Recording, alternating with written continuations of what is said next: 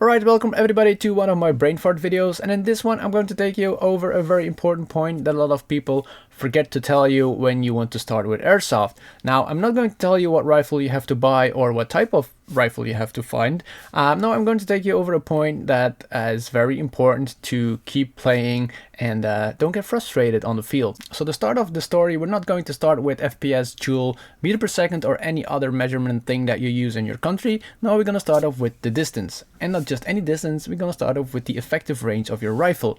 Now, I know the distance will vary from CQB to woodland areas, but we're talking about the distance that you can see your target and you want to hit it.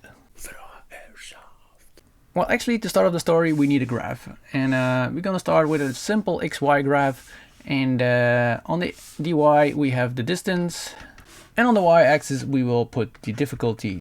The difficulty will go from 0 to 10. Let's divide a little bit in 5, whatever. We're going to set the distance from 0 to 100 meters. You know what? Let's change the difficulty and make it frustration. Now, you could say that the y-axis is your frustration meter.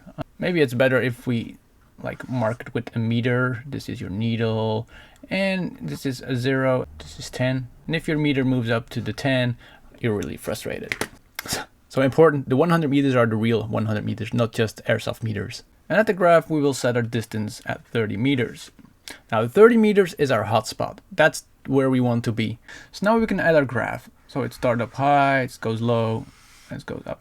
So we can divide our graph in 3 different parts. That's 1, that's 2, and that's 3. Now, we call the middle area, so this area, this is the hot zone.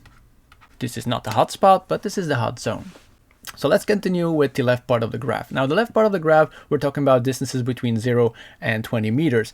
Now, the reason why the frustration level is high in this part of the graph is because you have to get close enough to hit your target. And getting close enough is not that easy. For example, if you're using a stock pistol or a shotgun or one of those carnival springy thingies, it will be hard to get into the distance to effectively hit your target. Also important, most of the opponents will outrange you. So to get into that effective range area, you will have to rely on tactics to be able to shoot your target.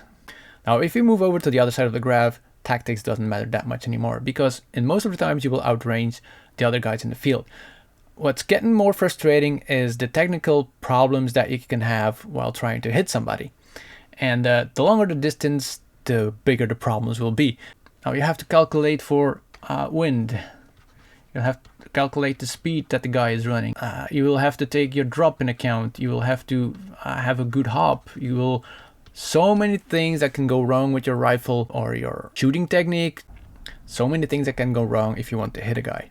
And as I said, the further the distance, the harder it will be to hit the target.